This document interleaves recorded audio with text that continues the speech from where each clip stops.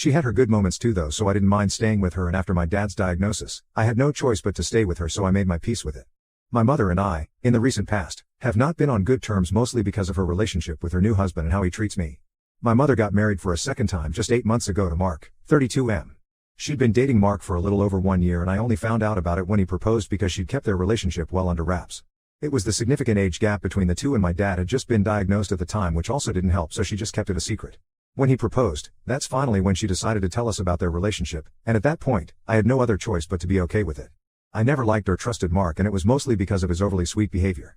He seemed too fake and insincere even when he was being nice to me. Like the vibes were just always off about him, if you catch my drift. Of course, I couldn't tell my mother that because then she'd think I was trying to discourage her from getting married on purpose or some other ridiculous thing. I put up with Mark, but I didn't allow him to be my friend, and I realized I was right about him just 3 months after the wedding. He'd moved in with us after the wedding, and since he was a high school football coach, he'd be home a lot earlier than my mother. We'd end up spending a lot of time at home by ourselves before my mother came home, and surprisingly, he never tried to even speak to me when we were on our own, but as soon as my mother would be home, he'd turn on the charm and try to act like we were best buddies. Anyone in their right mind would be able to see right through his little act, and so was I anyway. So one day, I went to the kitchen to grab myself some food, and then I heard a creaking sound coming from my mom's bedroom. Now I knew that my mother had a secret locker under her bed that only we knew about and kept the keys on her all the time. She had a spare set of keys as well, but those were usually with me, and I hadn't given my keys to Mark, so I realized that he must have stolen my mom's set. The locker contained all of my mother's wedding jewelry back from when she got married to my dad, and a lot of other really expensive jewelry too. She also kept some spare bundles of cash stashed away in the locker for emergencies.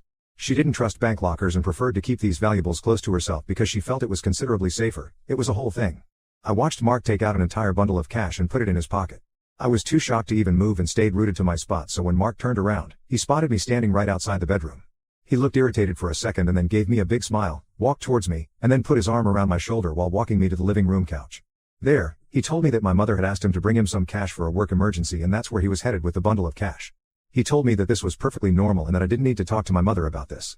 I was going to tell my mother about it that day as soon as she came back home, but as soon as I started the conversation, she told me she didn't want to hear it.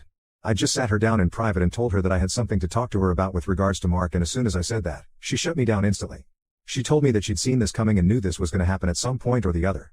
My mom thought that I was going to tell her the same old Mark is not the right guy for you, and for some reason, she believed that I was going to try and ask her to patch things up between her and my dad.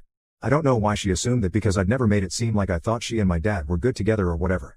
I was very relieved when they separated because it was better that they get divorced than force each other to remain married and traumatize me with their daily fights and arguments.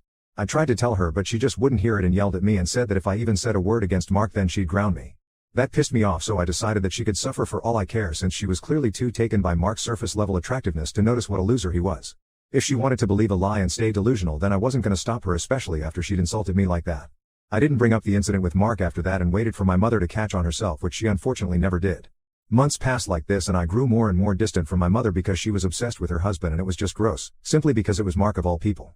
Then about a week ago, my mother decided to sit me down and talk to me about something very important.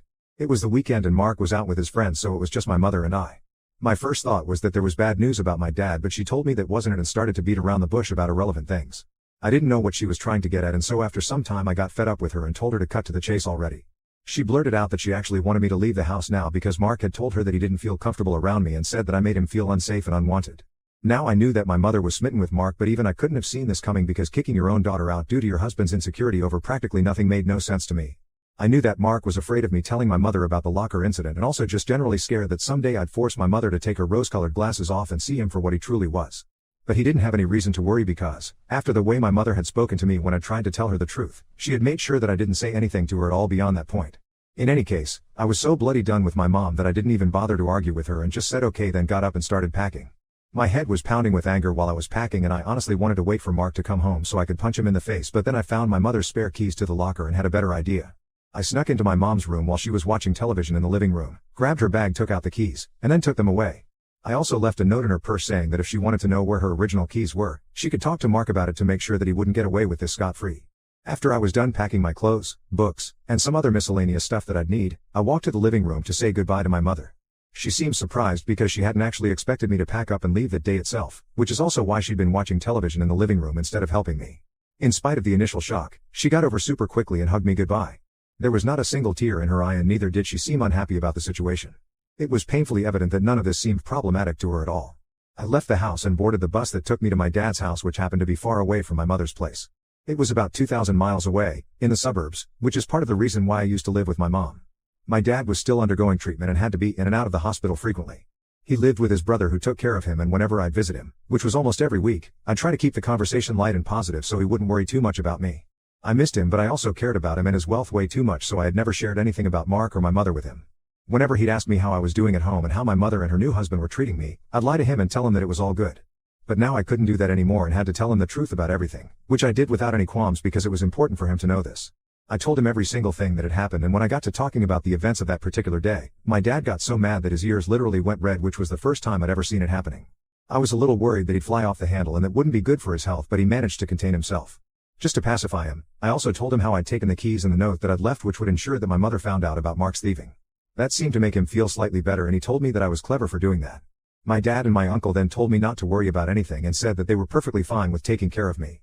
The one and only reason they'd even agreed to let me move in with my mom full time was because they thought it would be easier and more convenient for me, but if this was the case, then they'd happily take me back. I was also much happier with my dad and